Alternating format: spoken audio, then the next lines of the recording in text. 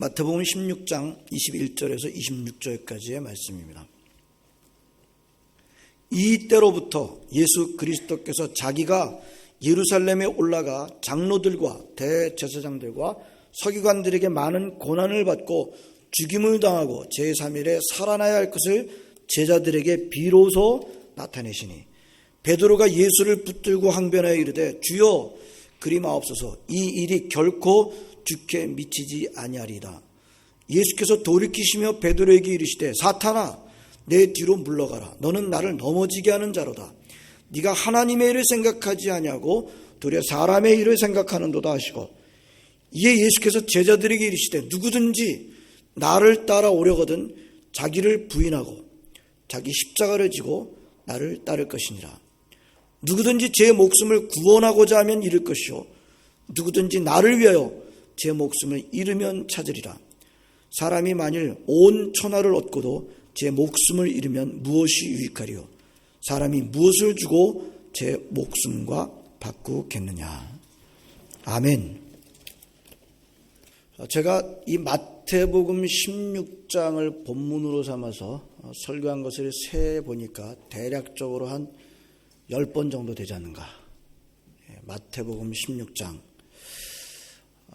제가 특별히 제자 훈련반에 있어서도 이 마태복음 16장을 굉장히 강조해서 그렇게 가르쳤습니다. 보니까 작년에도 똑같은 본문으로 설교를 했었습니다. 올해도 하겠습니다. 아예 외워버리시길 바랍니다. 시딩영락교회 다니시는 분들은 마태복음 16장 그러면 그냥 자동적으로 줄줄줄 나오도록 그렇게 외우시길 바랍니다. 예수님이 이 세상에 살아계셨을 동안에 하셨던 사역을 우리는 공생의 사역이다. 퍼블릭 미니스트리다. 그렇게 말합니다. 예수님의 공생의 사역은 기껏해봐야 3년 정도밖에 안 돼요. 30세에 시작하셔서 33세에 마치셨다. 우리가 그렇게 알고 있습니다. 3년밖에 안 돼요. 그런데도 이 예수님의 공생애를 크게 전반부와 후반부로 나눌 수 있습니다. 그 예수님의 이 공생의 사역을 전반부와 후반부로 나누는 지점이 바로 마태복음 16장입니다. 마태복음 16장 이 점을 중심으로 전반부, 후반부로 나누는데요. 전반부에는 그래도 예수님의 인기가 올라갑니다. 후반부는 예수님의 인기가 점점 내려가요. 후반부 끝에 뭐가 있어요? 거기에 예수 그리스도의 십자가의 죽으심이 있습니다. 예? 마태복음 16장에 무엇이 있길래 그런 중심이 되고 있을까요? 자, 예수님이 가이사랴 빌립보라는 곳으로 좀 북쪽이에요. 거기에 제자들을 데리고 가십니다. 거기서 두 가지 질문을 던져요. 예? 첫 번째 질문이 뭐예요? 사람들이 나를 누구라고 하니? 사람들이 나를 누구라고 하니? 이거는 여론조사예요. 여론조사. 사람들이 나를 누구라고 하니? 그럴 때 뭐라고 대답해야 돼요? 사람들이 그러는데요? 라고 대답하면 돼요. 그때는 사람들이 그러는데요. People say, they say 이렇게 대답을 하면 됩니다. 예수님께서 사람들이 나를 누구라고 하니? 누구라고 하느냐? 그랬더니 제자들이 뭐라 그랬어요? 중간에는 제가 좀 사람들이 그러는데요? 라고 이제 대답합니다. 사람들이 그러는데요? 그래서 뭐라고 대답해요? 어떤 사람은 주님을 세례요한, 어떤 사람은 엘리야, 어떤 사람은 예레미야나 선지자 중에 하나라고 합니다. 그 질문과 대답이 끝나고 난 다음에 두 번째 예수님이 던지신 질문이 뭐예요? 그러면 너희는 나를 누구라고 하느냐? 너희들은 다른 사람들이 아니라 너희는 나를 누구라고 하느냐? 그때 대답은 사람들이 그러는데요. 그렇게 대답하면 되겠어 안 되겠어? 그렇게 대답하면 안 돼요. 그 대답은 너희는 나를 누구라고 하느냐?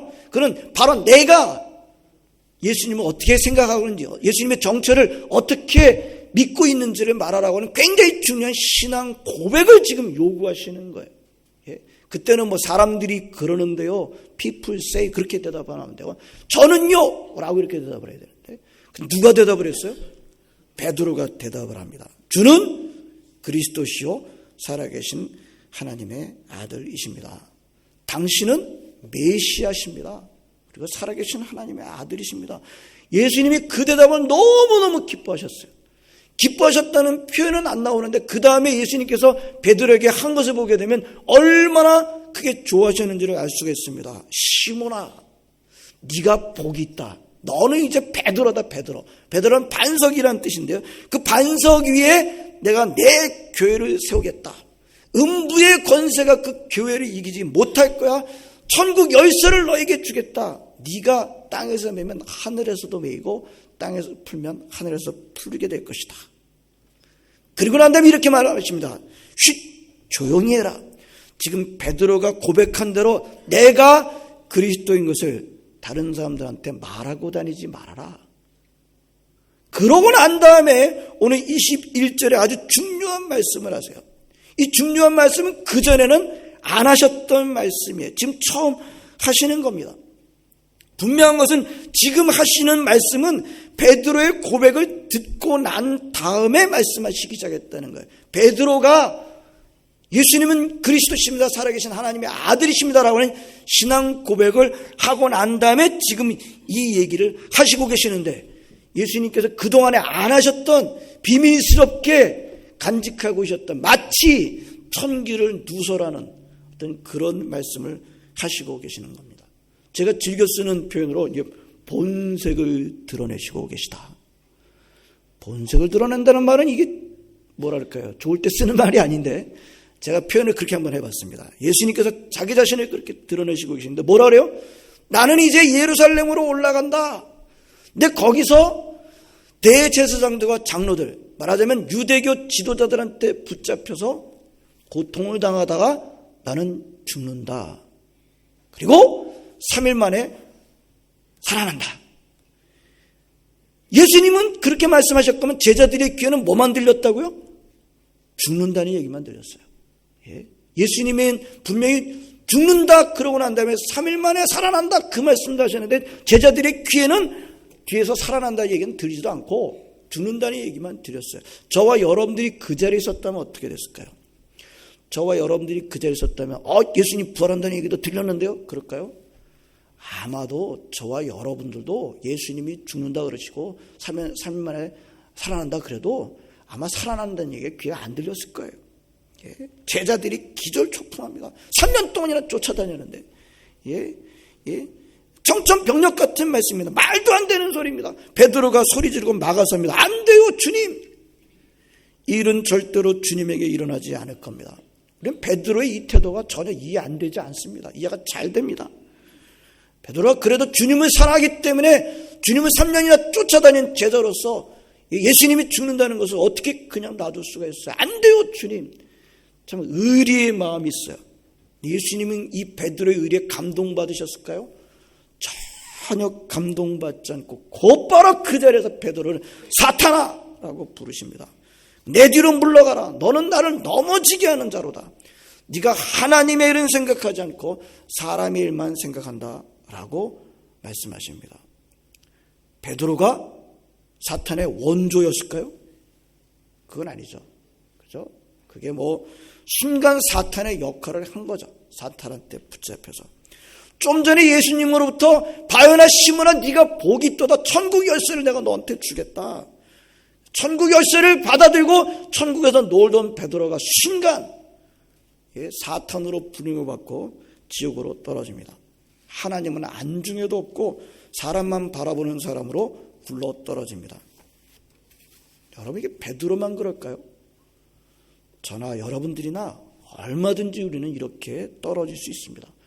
서 있다고 생각할 때 조심해야 할 것입니다. 자, 오늘은 이런 사건이 있고 난 다음에 그 다음에 베드로하고 그렇게 하고 난 다음에 예수님께서 그 제자들한테 그 다음에 하신 말씀을 우리는 집중해 보려고 합니다. 베드로를 그렇게 혹독하게 책망하시고 난 다음에 예수님은 제자들 모두를 향해서 이렇게 말씀하셨어요. 뭐라고 말씀하셨어요? 누구든지 나를 따라오려거든 자기를 부인하고 자기 십자가를 지고 나를 따를 것이니라. 저는요 성경 전체를 볼 때 예수님이 가시는 길이 무슨 길인지 그리고 예수님을 따르는 사람들은 예수님을 따를 때 어떻게 따라야 되는지를 오늘 24절만큼 그렇게 간결하고 분명하게 말씀해 주는 것을 잘 못 찾습니다. 우리가 예수님을 따르고자 할 때 무슨 마음을 가지고 무슨 자세로 따라야 되는지를 오늘 말씀처럼 오늘 24절만큼 그렇게 간결하고 정확하고 분명히 말씀해 주신 것이 없어요. 근데 문제는 뭡니까? 오늘 이렇게 간결하고 분명하고 정확하게 하신 말씀이 이 말씀처럼 우리들한테 부대끼고 거스리는 말씀도 없어요. 예. 예수님이 세 가지를 말씀하셨어요. 첫 번째 뭐라고 말씀하셨어요? 누구든지 나를 따라오려거든. 첫 번째 뭐라고 하셨어요? 자기를 부인해야 한다. 이 영어 성경에 must를 썼어요. 예. 카일 아이들맨 목사님이 쓰는 팬인가 제자인가라고 하는 책이 있습니다. 제가 몇 번 이렇게 여러분들하고 이렇게 나눈 적이 있습니다만, 그 카일 아이들맨 목사님은 예수님은 교인들을요 크게 두 가지로 구분하셨습니다. 팬 아시죠? 팬 그리고 팔로워를 그 번역책에서는 제자로 이렇게 번역을 했습니다. 팬인가 제자인가. 팬은 누굽니까? 팬 누구예요? 자기가 좋아하는 대상, 연예인, 스포츠 스타를 보면 어떻게 하는 사람이에요? 박수치고 좋아하고 적당한 거리에서 구경하고 박수치고 좋아하는 사람입니다. 그 가운데는 잠깐 따라가는 사람도 있겠습니다만 결코 계속 따라가지는 않는 사람이라고 할 수 있습니다. 반면에 제자는요, 팔로워는요, 자기가 좋아하는 사람을 아주 가깝게 붙어서 따라가는 사람이라고 할 수 있습니다. 오늘 예수님이 말씀하는 예수님은 나를 따라오려거든 하는 사람은 팬이 아니에요. 팔로워를 말합니다. 제자를 말합니다.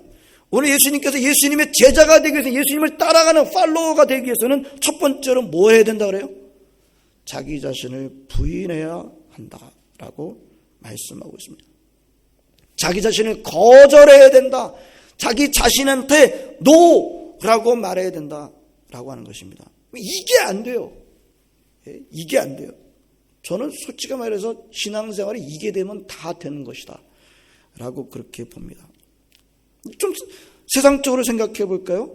이렇게 말씀하는 것 자체가 좀 문제 있는 것 아닙니까? 그런 생각이 들 수 있습니다. 사람이 어떻게 자기 자신을 부인을 합니까? 어떻게 자기 자신을 거절할 수 있습니까? 제가 저를 봐도 이게 잘 안 돼요. 저를 볼 때도 하나부터 열까지 제가 제 자신을 이렇게 보면요, 제가 하나부터 열까지 제 자신을 부정하기는커녕 어떻게 해서든지 나 자신을 긍정하려고 애를 쓰는 저를 발견하게 됩니다. 사람이 언제 가장 분노하게 될까요? 다른 사람들로부터 거절받을 때 분노하게 됩니다. 가장 분노하게 돼요. 노라는 말을 들을 때, 거절을 당할 때. 여러분이 이민자로서요, 여기서 사는 미리 살고 있는 사람들한테 거절받게 되면 그 기분 아시잖아요. 얼마나 사람이 분노하게 되는지. 최근에 한국에서 이런 뉴스가 보도됐습니다. 어떤 20대 남자가 자기가 사랑하는 그 여자에게 청혼을 했지만 청혼을 거절당하자 어떻게 했어요? 자기 몸에 휘발유를 뿌리고 불 붙여서 죽었어요. 주차장에서. 여러분, 제가 그 친구 편을 드는 건 아닙니다만 거절은 이런 분노를 가능하게 합니다. 거절당할 때 사람들은 가장 크게 분노합니다.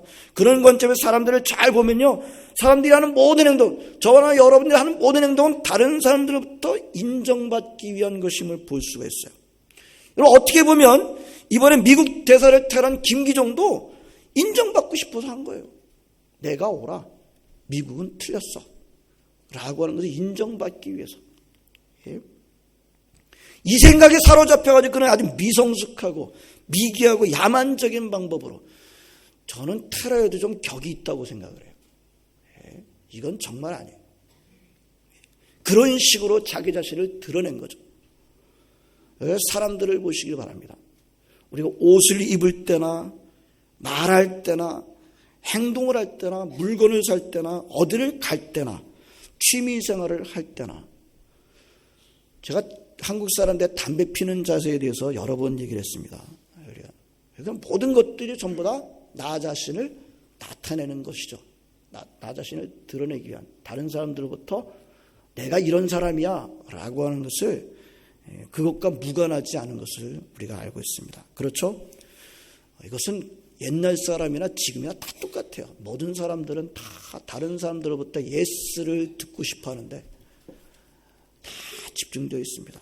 아무도 노를 듣고 싶어 하지 않습니다. 그런데 예수님은 이렇게 절망적으로 예수를 듣고 싶어하는 우리들한테 뭐라 그래요? 예수님을 따라오려면 뭐라고 어떻게 해야 된다고 말씀하고 있어요? 나에게 노라고 해야 된다. 이게 참 안 돼요. 교회 다니는 사람들이 안 돼요. 가장 안 되는 점입니다. 그래서 우리는 예수님의 제자가 되기보다는 팬으로 살 때가 많아요.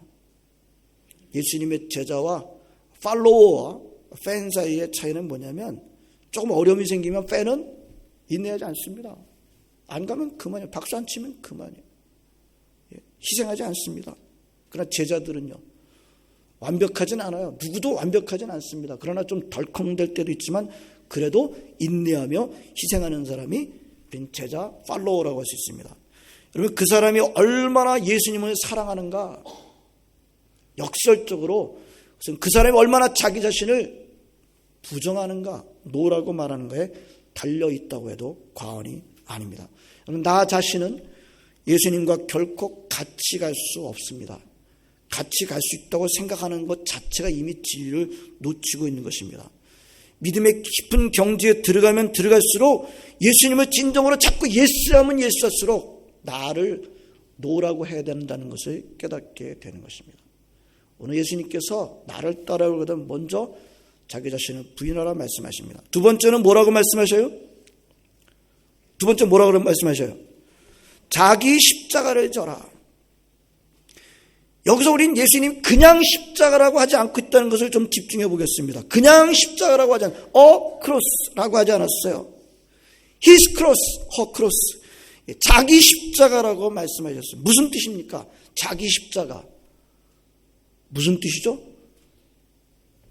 자기 십자가가 있는가 하면 다른 사람이 지는 십자가도 있구나 라는 것을 우리는 알게 됩니다. 내 십자가가 있으면 다른 사람의 십자가도 있구나. 그러면 십자가는 굉장히 많네요. 맞습니다. 많습니다. 사람들 숫자만큼이나 있다고 할 수 있습니다. 중요한 건 자기 십자가를 지라고 하셨다는 거예요. 남의 십자가를 지라고 하지 않으셨습니다. 심지어 예수님이 지셨던 십자가를 지라고도 하지 않으셨어요. 물론 우리가 지는, 내가 지는 십자가와 예수님이 지는 십자가가 전혀 다른 십자가인가? 방향이 완전히 다른 십자가. 그렇지 않습니다. 내 십자가와 다른 사람이 지는 십자가는 전혀 다르기 때문에 어떤 공통분모가 없이 내 십자가는 특이한 십자가만인가? 그렇지는 않습니다. 공통분모는 당연하게 있습니다. 모든 다양한 십자가라도 그 본질은 같고 또 본질은 같아야 하는 것입니다. 그러나 그럼에도 불구하고 예수님조차도 예수님이 지셨던 똑같은 십자가를 우리에게 지라고 말씀하고 계시지는 않다고 하는 것입니다. 자기 십자가를 져야 된다는 거예요. 분명히 자기 십자가가 있습니다. 그렇다면 내가 예수님을 따라가려고 한다면 나를 부인하고 내 십자가를 져야 되는데, 그럼 무엇부터 해야 되겠습니까? 내 십자가가 뭔지서부터 우리는 찾아야 돼요. 알아야 돼요. 내 십자가가 뭔지 그것부터 알아야 되지 않을까요? 내 십자가가 뭔지를 모르면 무슨 일이 생길까요? 자꾸 다른 사람 십자가를 기웃거려요. 교회에서 가끔가다 보게 되면 그 사람이 져야 될 십자가를 지기보다는 다른 사람 십자가를 자꾸 관심 가지고 다른 사람 십자가를 자꾸 지려고 하는 경우가 가끔가다 있습니다. 왜 그래요? 자기 십자가를 잘 모르기 때문에 그래요. 여러분들은 여러분들의 십자가를 찾으셨습니까? 여러분들의 십자가가 무엇인지를 아십니까? 관심이 있으셔야 돼요. 왜요? 예수님께서 자기 십자가를 지라고 말씀하시기 때문입니다. 그래서 누가 여러분들한테 그대의 십자가가 무엇입니까? 라고 한다면 적어도 대답할 수 있어야 할 것입니다. 자, 내 십자가 무엇인지를 일단 알고 제대로 대답하시는 분은 훌륭합니다. 근데 그걸 지는 건 또 다른 문제이긴 하지만 내 십자가가 무엇인지를 아는 것도 꽤 훌륭합니다. 근데 내 십자가가 무엇인지를 알고 난 다음에 어떻게 된다 그래요? 어떻게 된다 그래요? 그걸 만지작거리고 있으라 그래요? 그걸 잘 보관하고 있으라 그래요? 십자가인데 알았으면 잘 보관해야지. 그렇게 말씀하고 있습니까? 페인트 잘 칠해가지고 이 장에다 집어넣고 전시하라고 합니까? 금미끼를 칠하라고 하고 있습니까? 아주 간단하게 예수님은 그걸 지라고 말씀하십니다. take up 하라고 말씀하고 있습니다. 내 십자가를 알게 되면 내 십자가를 지라는 거예요. 어깨다 지라는 거예요. 자기 십자가를 알면서도 지지 않는다고 한다면 더 나쁜 사람이 될 수 있습니다. 예수님을 따라가려면 반드시 내 몫에 태인 십자가를 져야 합니다. 십자가는 희생을 의미합니다. 희생을 안 하면서 예수님을 따라갈 수 있는 길은 없어요. 예수님께서 자기 십자가를 지라고 말씀하셔요. 세 번째는 뭡니까? 세 번째는 뭐예요? 나를 따를 것이니라. 예수님을 따라가야 되는, 이건 너무 당연한 말씀 아니에요? 그런데도 이 말씀을 하시고 계세요. 나를 따를 것이니라. 나를 따라오려고 하면 나를 따를 것이니라. 이게 무슨 말씀이에요? 앞에 게 두 가지가 되는데도 불구하고 세 번째가 안 되는 경우가 있을 수 있다 없다? 있을 수 있다는 거예요. 나 자신도 부인하고 내 십자가도 졌는데 예수님 안 따라하는 경우가 있을 수 있다고요? 있을 수 있다는 거예요. 어떻게 보면 이단이 그렇지 않습니까? 이단도 자기도 부인하고 자기 십자가를 진다고 볼 수 있어요. 어쩌면 우리 보통 일반 교회보다 더 강한 열정으로 지고 있다 볼 수 있습니다. 그러나 방향은 어떻습니까? 방향은 전혀 달라요. 정도선 목사님 지난번에 오셔가지고 구원파가 말하는 구원하고 우리 정통 기독교가 말하는 구원은 다릅니다. 다른 거예요. 비슷하다고 생각하지 마세요. 그 사람들이 진짜 구원. 전혀 그렇게 생각하실 필요 없습니다. 방향이 완전히 다릅니다. 첫 번째 자기 부인과 두 번째 자기 십자가를 지는 것을 우리는 열정이라고 할 수 있을 것입니다. 이 세 번째는 그러면 무엇일까요? 예수님을 따르는 것은 방향이라고 할 수 있어요. 열정은 뛰어납니다. 방향이 잘못되어 있어요. 그러면 어떻게 될까요? 열정은 내면 낼수록 어떻게 될까요? 내면 낼수록 멀어져요. 열정은 큽니다만 방향이 잘못되어 있다고 한다면 열정은 내면 낼수록 본질에서 멀어지고 진리에서 멀어지게 되는 것입니다. 예수님을 따르려면 이런 열정을 가지고 방향을 예수님에게 잘 두어야 합니다. 세상이 아니라. 그래서 저는 우리 이 말씀 묵상하다가요 이런 점을 한번 생각해 봤어요. 이 세 가지를 잘 구별해서 예수님을 따를 때 실제적으로 만나는 어려움이 무엇일까? 이런 어려움이 따를 수 있다. 무슨 어려움이요? 그 길은 나만 혼자 갈 때가 있을 수 있겠다. 나를 부인하고 내 십자가를 지고 예수님을 따라하는데 아무도 같이 가주는 사람이 없다. 아무도 동행해 주는 사람이 없다. 오직 나만 혼자 간다. 외로움. 사람들이 정말 겪고 싶지 않은 고통이 있다고 한다면 외로움일 것입니다. 사람을 불행하게 만드는 가장 큰 요소가 있다고 한다면 외로움이에요. 어떤 기독교 작가는 외로움이야말로 영적인 암이다. 암. 지난번에 정동선 목사님 이 부분을 강조해서 사람을 가장 불행하게 만드는 것이 바로 외로움입니다.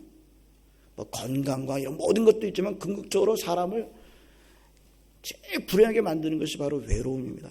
그런데 예수님을 따라가는 길에 이것이 있을 수 있다는 거예요. 같이 가면 좋겠지만 아닐 수도 있어요. 예수님처럼 예수님 십자가의 길을 혼자 가셨던 것처럼 혼자서 갈 수가 있습니다. 여기에 굉장한 도전이 있어요. 예수님을 잘 따르다가도 그 십자가를 내가 혼자만 가야 된다라고 그럴 때 그 외로움을 이기지 못하고 세상 사람들 속에 머물러 있기를 선택할 때가 있다는 겁니다. 직설적으로 말하면 진리의 길을 혼자 가는 것을 두려워해서 진리의 길이라는 것은 맞아요. 인정해요. 그런데 혼자 가는 것을 두려워해서 십자가의 길을 벗어나서 군중 속으로 들어가 버릴 때가 있다는 것입니다. 예수님을 따라 십자가의 길을 감에 있어서 하나님의 자녀들에게 가장 실질적인 도전은 이 문제가 아닌가 싶습니다. 혼자 가야 될 때가 있다. 25절 26절을 보시기 바랍니다. 누구든지 제 목숨을 구원하고자 하면 잃을 것이요 누구든지 나를 위하여 제 목숨을 잃으면 찾으리라.